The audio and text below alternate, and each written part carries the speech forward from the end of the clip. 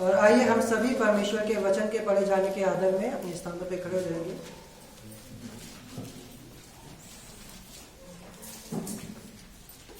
परमेश्वर के वचन में इस प्रकार से लिखा है, अतः जब तुम मसीह के साथ जिलाए गए तो स्वर्गीय वस्तुओं की खोज में रहो, जहां मसीह विद्यमान है और परमेश्वर के दाहिनी ओर बैठा है। पृथ्वी पर की नहीं परंतु स्वर्गीय वस्तुओं पर ध्यान लगाओ, क्योंकि तुम तो मर गए और तुम्हारा जीवन मसीह के साथ परमेश्वर में छिपा हुआ है। जब मसीह जो हमारा जीवन है प्रकट होगा, तब तुम भी उसके साथ महिमा सहित प्रकट किए जाओगे। इसलिए अपने उन अंगों को मार डालो जो पृथ्वी पर है, अर्थात व्यभिचार, अशुद्धता, दुष्ट कामना, बुरी लालसा और लोभ को, जो मूर्ति पूजा के बराबर है। इन्हीं के कारण परमेश्वर का प्रकोप आज्ञा न मानने वालों पर पड़ता है। और तुम भी जब इन बुराइयों में जीवन बिताते थे तो इन्हीं के अनुसार चलते थे, पर अब तुम भी इन सब को अर्थात क्रोध, रोष, बैर भाव, निंदा और मुंह से गालियां बकना, ये सब बातें छोड़ दो। एक दूसरे से झूठ मत बोलो, क्योंकि तुमने पुराने मनुष्यत्व को उसके कामों समेत उतार डाला है और नए मनुष्यत्व को पहन लिया है, जो अपने सृजनहार के स्वरूप के अनुसार ज्ञान प्राप्त करने के लिए नया बनता जाता है। उसमें ना तो यूनानी रहा, न यहूदी, न खतना रहित, न जंगली, न स्कूती, न दास और न स्वतंत्र, केवल मसीह सब कुछ और सब में है। परमेश्वर के वचन के पढ़े जाने पर हम सभी को आशीष मिले। आप सभी अपने स्थानों पर बैठ सकते हैं। पिताजी, हम आपके सम्मुख आते हैं, धन्यवाद देते हैं प्रभु आपके जीवित और पवित्र वचन के लिए, जो प्रभु हम सबके मध्य में पढ़ा गया। और प्रभु, जब हम इस वचन पर मनन करते हैं, जब हम इस वचन पर ध्यान करते हैं प्रभु, होंगे प्यारे पिता परमेश्वर, आप हमारे हृदयों को, हमारे मनों को तैयार करें प्रभु जी, ताकि हम आपके वचन की और ध्यान से सुनने वाले हो सके प्रभु, और वो फल ला सके जिसकी आप हमसे आशा करते हैं प्रभु जी। प्रभु, आप अपने वचन को समझने में हम में से प्रत्येक की सहायता करें, मदद करें। दुआ को प्रभु यीशु मसीह के नाम से मांगते हैं, आमीन।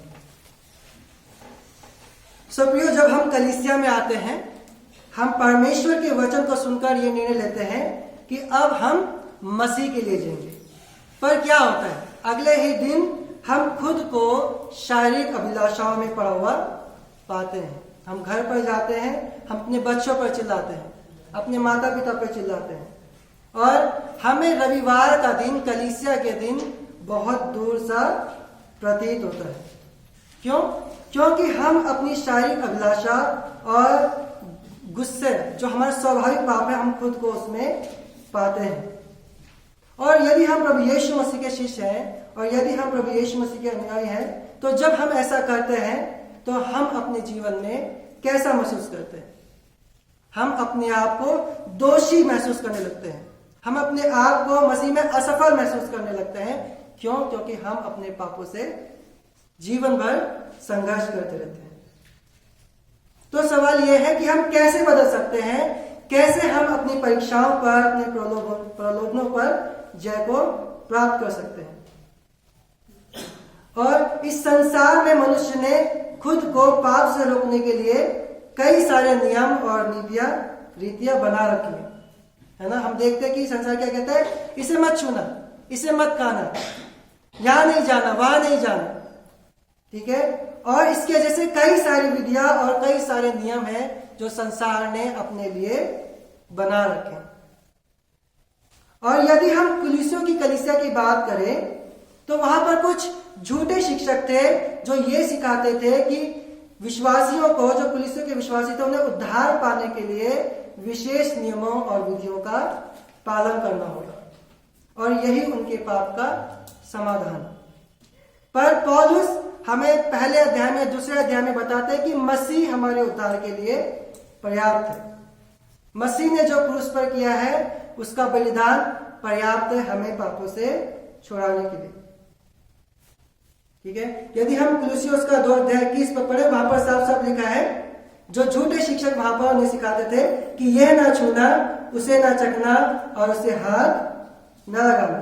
और इसी प्रकार से बहुत से लोग, और विशेषकर मसीही भी, आज इसे समाधान के रूप में अपनाते हैं। और ये समाधान हमें देखने बहुत अच्छा लगता है कि हाँ, ये बहुत अच्छा है, अगर हम ऐसा करेंगे तो हम पाप से बचे रहेंगे। पर हमें ये देखने में अच्छा लगता है, परंतु ये हमारी शारीरिक अभिलाषों को रोकने में क्या है, असफल है। जैसा कि कुलुस्सियों 2:23 में भी लिखा है, इन विधियों में अपनी इच्छा के अनुसार घड़ी हुई भक्ति की रीति और आत्महीनता और शारीरिक योगाभ्यास के भाव से ज्ञान का नाम तो है, परंतु शारीरिक लालसाओं को रोकने में इनसे कुछ भी लाभ नहीं होता। ये सारे विधियां, ये सारे नीति नियम हमारी शारीरिक अभिलाषा को रोकने में क्या है, असफल है।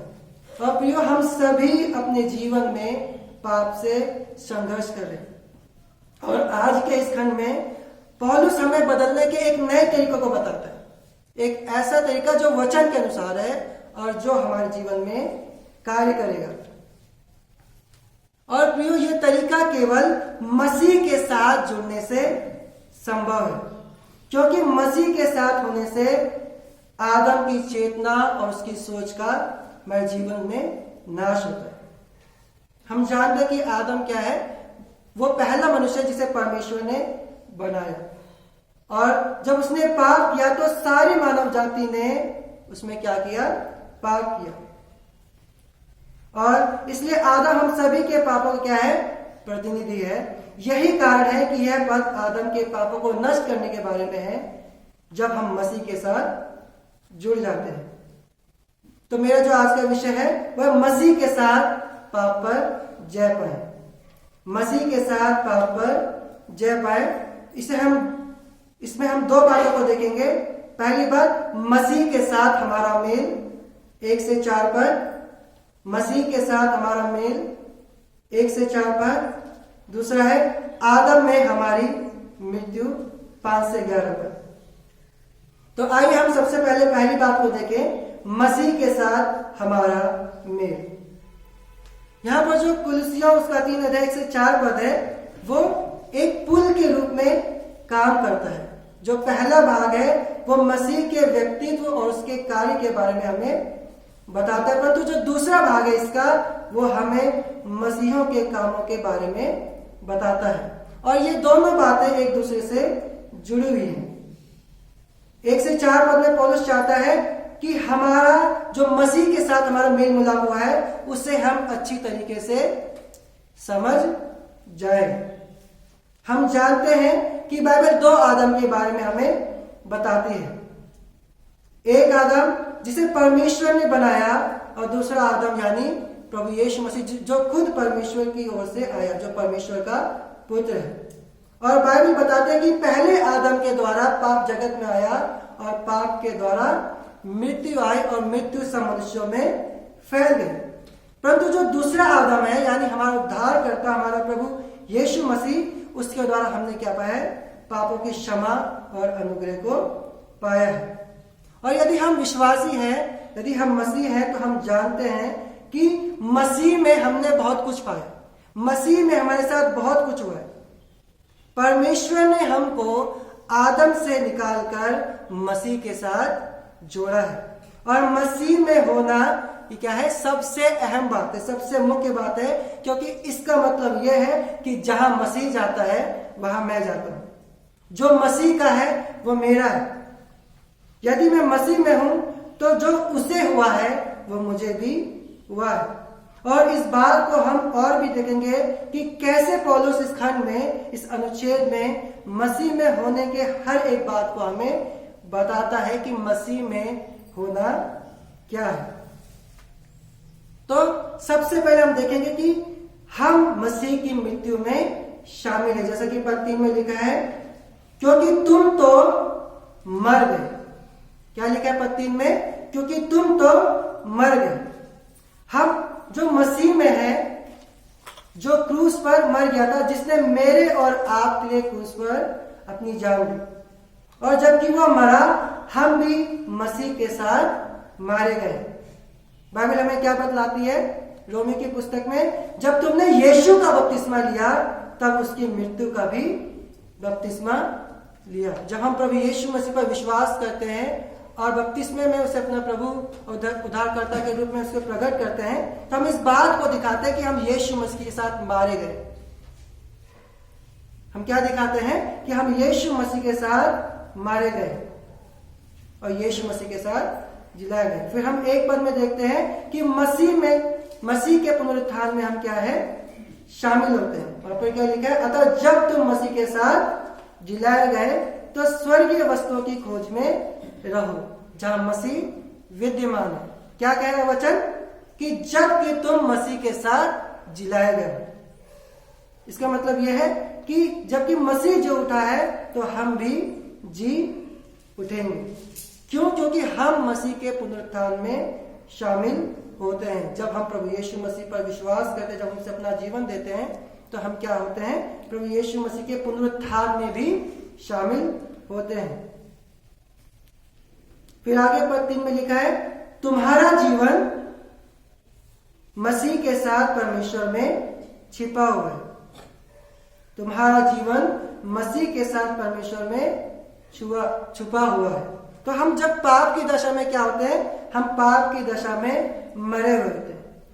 हम मसीह के बिना मरे हुए व्यक्ति के समान हैं, परंतु जो हमारा जीवन है वो मसीह में छिपा हुआ है। हम जीवित हैं तो मसीह के द्वारा जीवित है। जिस प्रकार से पौलुस कहता है कि अब मैं जीवित ना रहा पर मसीह मुझ में जीवित है।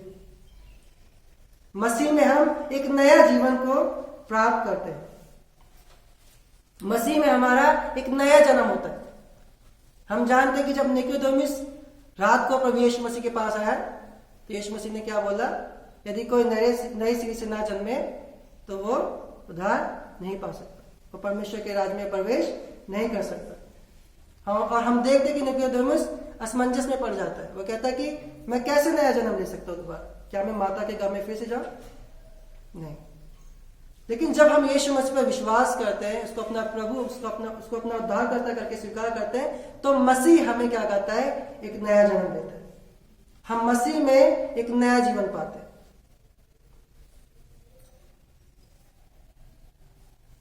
और हम देखते हैं पद 4 में क्या लिखा है, जब मसीह जो हमारा जीवन है प्रकट होगा तब तुम भी उसके साथ महिमा सहित प्रकट किए जाओगे। तो प्रिय, मसीह में हमारा मिलन हुआ है। परमेश्वर ने मसीह में हमें जोड़ा गया है, हम मसीह के साथ जोड़े गए। पर बड़े दुख की बात है कि इस सच्चाई को हम समझ नहीं पाते, और जब हम समझ नहीं पाते तो इसका क्या परिणाम होता है कि हमारे जीवन में बदलाव नहीं आता। हम लाख कोशिशें करते हैं, हम अपनी पूरी सामर्थ लगाते हैं कि हम बदल जाए, लेकिन हम बदल नहीं पाते। हमारे जीवन में कोई भी बदलाव नहीं आता है। क्यों? क्योंकि हमने मसीह के साथ मेल को, जो परमेश्वर ने हमारा मसीह के साथ मेल किया, उसको सही तरीके से नहीं समझे। पर जब हम इस सच्चाई को समझ जाते हैं कि मसीह के साथ हमारा मेल हुआ है, तब हम वो करने लग जाते हैं जो पौलुस आगे हमसे कहते हैं।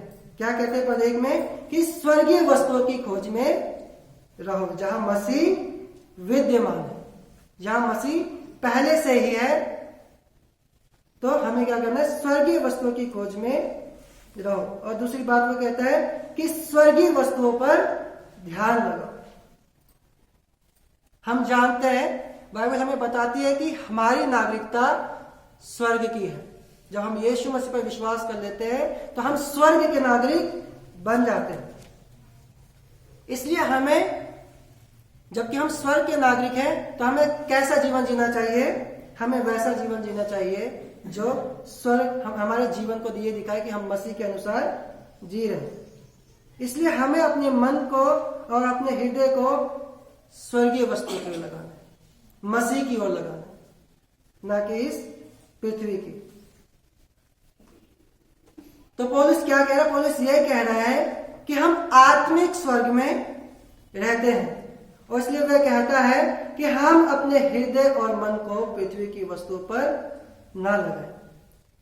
बजाय हम पृथ्वी की वस्तु पर मन लगाने के अपने हृदय और मन को स्वर्गीय वस्तु में लगाएं जहां मसीह पहले से ही विद्यमान है। और जब हम मसीह पर मन लगाते हैं तो हम देखते हैं कि हमारा जीवन जो मसीह में है, जब वो प्रकट होगा तो हम भी महिमा में उसके साथ प्रकट किए जाएंगे। सो प्रियो, हमें इस बात को समझना है कि मसीह में शामिल होना एक अद्भुत बात है। इसलिए हम स्वर्गीय वस्तुओं पर मन लगाते हैं जहां पर हमारा जीवन है। और पौलुस आगे हमें बताता है कि मसीह में हमारा शामिल होना हमें आदम में हमारी मृत्यु की ओर ले जाता है। मसीह में हमारा शामिल होना हमें आदम में हमारी मृत्यु की ओर ले जाता है। और यही हमारा दूसरा भाग है, आदम में हमारी मृत्यु, पद 5 से पद 11। और हम देखते हैं, जब हम इस खंड को पढ़ते हैं, हम देखते हैं कि यहाँ पर आदम का कोई नामो निशान नहीं, परंतु जब हम इन पदों को ध्यान से पढ़ते हैं तो हम पाते हैं कि पौलुस किसका जिक्र कर रहा है? आदम का जिक्र कर रहा है। जब वो पद 9 में इस बात को कहता है कि पुराने मनुष्य को उतार डालो। सो प्रिय, जो लोग यीशु मसीह में जोड़े गए हैं उन्होंने आदम को छोड़ दिया है। पद 5 में लिखा है, इसलिए अपने उन अंगों को मार डालो जो पृथ्वी पर है, और इसी को मसीही मृत्यु कहते हैं। हम ये भी कह सकते थे कि हमें अपने पुराने स्वभाव को मारने की जरूरत है, परंतु जब हम इस बात को कहते हैं कि हम आदम के लिए मर गए हैं तो ये हमारे अंदर पवित्र भावनाओं को जगाता है। हम पाप से नफरत करने लगते हैं, हम अपनी पापमय इच्छाओं को मारने लगते हैं। और पौलुस इस मृत्यु को 2 भागों में लागू करता है, और वो 5 विशेष पापों को हमें बताता है। जैसा कि पद 5 में लिखा है, वहां पे लिखा है, इसलिए अपने उन अंगों को मार डालो जो पृथ्वी पर है, अर्थात व्यभिचार, अशुद्धता, दुष्कामना, बुरी लालसा और लोभ को जो मूर्ति पूजा के बराबर है। हम देखते हैं कि किस प्रकार से पौलुस बाहर से हमारे भीतर की ओर आता है। बाहरी पाप क्या है? व्यभिचार और अशुद्धता। परंतु जो कामुकता है और जो बुरी इच्छाएं हैं वो हमारे अंदर से ही आती हैं। जैसे कि प्रभु यीशु मसीह ने ही कहा कि हमारे मन में क्या भरा है? सब प्रकार की बुराई, सब प्रकार के बुरे बुरे विचार, ईर्ष्या, जलन, ये सब कहां से आता है? हमारे हृदय से ही आता है। और बाइबल क्या बताती है कि ये सब क्या है? मूर्ति पूजा के बराबर है। हम जानते हैं कि मूर्ति पूजा क्या है? सिर्फ मूर्तियों की आराधना करना नहीं है, बल्कि किसी चीज को वो स्थान देना जो परमेश्वर का स्थान। जब हम परमेश्वर को वो स्थान नहीं देते जिसके परमेश्वर योग्य है, तो वो क्या है? मूर्ति पूजा। हम अपने जीवन में अपनी इच्छाओं को, अपनी अभिलाषाओं को परमेश्वर का स्थान देते हैं, तो ये क्या है? ये मूर्ति पूजा के समान।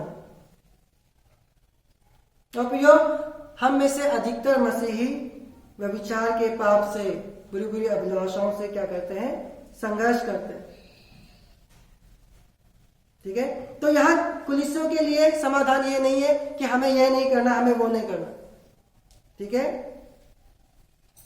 क्योंकि हम चारों तरफ से परीक्षाओं से घिरे हुए हैं। इसके लिए हमें क्या करने की जरूरत है? हमें पाप से नफरत करने की जरूरत है, हमें पाप से घृणा करने की जरूरत है। जो व्यभिचार का पाप है वो हमारे पुराने जीवन में है, जो हमारा आदम का जीवन है, और ये हमारे नए मसीह जीवन में नहीं है। इसलिए हमें क्या करना है? हमें खुद को पाप करने से रोकना है, हमें खुद को बाहर निकालने की जरूरत है, तभी हम मसीह में बढ़ पाएंगे। हम मसीह में तभी बढ़ पाएंगे जब हम मसीह के साथ बने रहेंगे, उसमें जुड़े रहेंगे।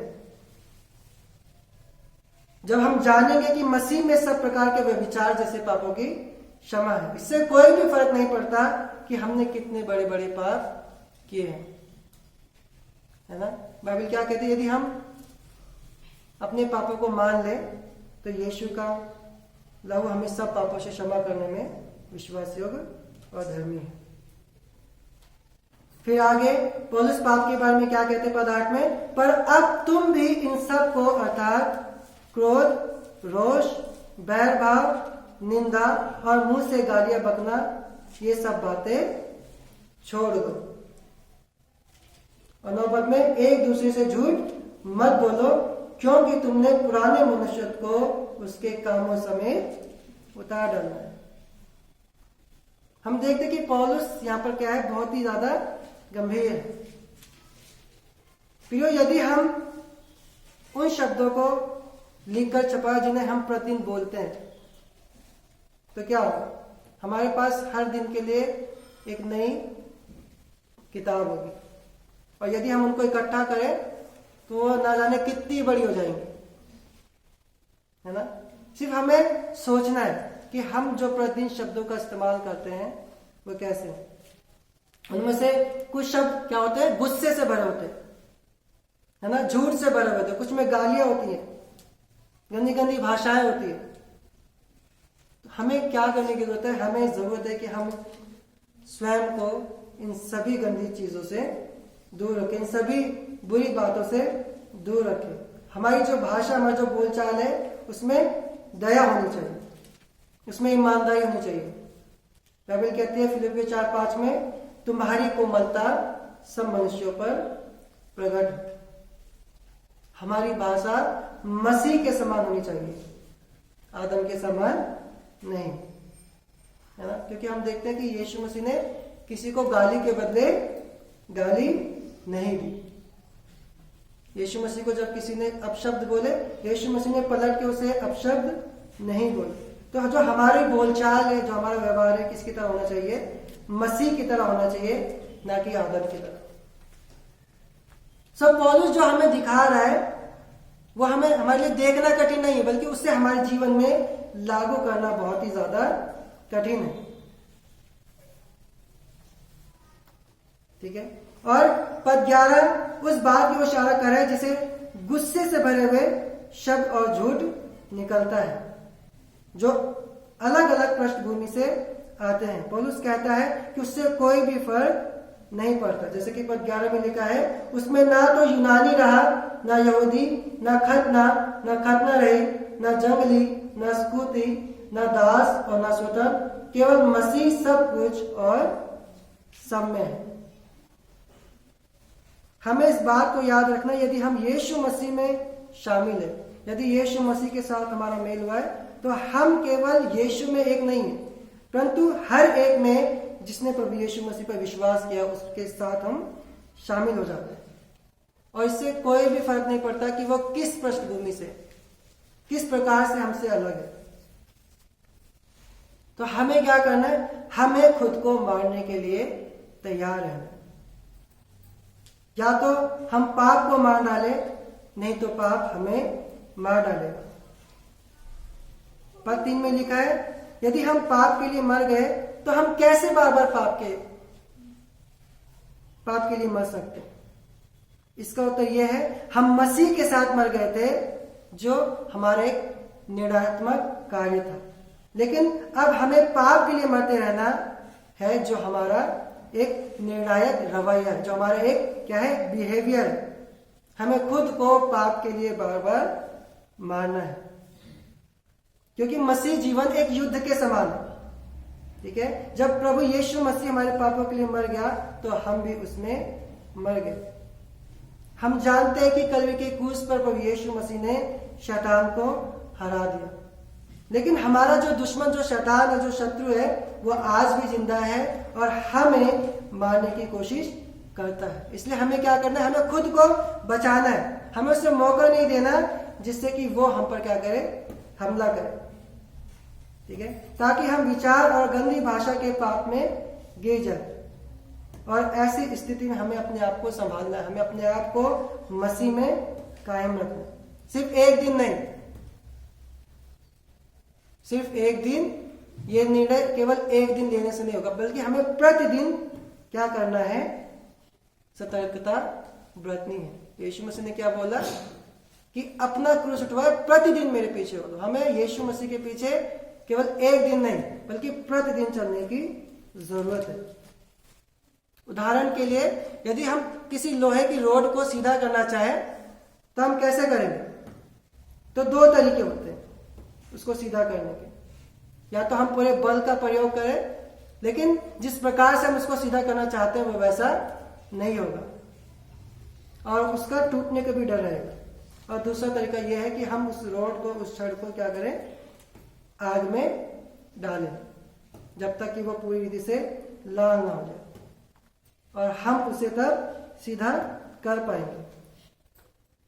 प्रियो, यदि हम इसी तरीके से यदि हम अपनी इच्छाओं को मोड़ना चाहते, अपनी इच्छाओं में बदलाव लाना चाहते हैं, तो हमें खुद को सुसमाचार की आग में डुबोने की जरूरत है। हमें इस बात की ओर ध्यान करने की जरूरत है कि मसीह में हमारा क्या हुआ है, मेल हुआ है। हम मसीह के साथ जोड़े गए हमें, और जब हम इस बात पर विचार करते हैं तो ये बात हमारे जीवन में क्या करती है, बदलाव लाती है। क्या हम मसीह के साथ जोड़े गए? क्या मसीह के साथ हमारा मेल हुआ है? हमें इस बात पर विचार करने की जरूरत है। यदि आप में से कुछ है जो सोचते हैं कि हमारा मसीह के साथ मेल मिलाप नहीं हुआ है, तो आज वो समय है कि हम प्रभु यीशु मसीह पर विश्वास करें, उसे अपना प्रभु उद्धारकर्ता करके स्वीकार करें, अपने पापों से पश्चाताप करें और उसके साथ एक संबंध में आए। तभी हमारा मसीह के साथ मेल मिलाप संभव है। तो क्या मसीह के साथ हमारा मेल हुआ है? तभी हम अपनी इच्छाओं पर, अपने पापों पर जय को पा सकेंगे। प्रभु आप सभी को आशीष दे। आइए अपनी आंखों को बंद करें और परमेश्वर से प्रार्थना करें। पिताजी, हम आपके सम्मुख आते हैं, धन्यवाद देते हैं प्रभु आपके वचन के लिए। प्रभु, जो कुछ भी हमने सीखा है, जो कुछ भी हमने आपके वचन में देखा है, प्रभु जी होंदे कि उसे हम अपने जीवन में लागू कर सकें। धन्यवाद देते हैं परमेश्वर कि आपने मसीह में हमारा मेल मिलाप करा, और प्रभु यह हमारे कामों से नहीं हुआ, लेकिन प्रभु आपके अनुग्रह के द्वारा से संभव हो सका। प्रभु, हम धन्यवाद देते हैं कि आपने मसीह में हमें बचाया। प्रभु होंदे कि हम हमेशा हर दिन इस बात को स्मरण रखने वाले बन सके, और हमेशा प्रभु आपके लिए जीने वाले बन सके। प्रभु, आपका प्रेम ही है जो हमें उत्साहित करता है कि हम आपके लिए जिए, हम इस पाप से घृणा करें, और होंदे प्रभु कि हम हमेशा इस बात को अपने हृदय में रखने वाले बन सकें। धन्यवाद के साथ मिलती दुआ प्रभु यीशु मसीह के नाम से मांगता हूं।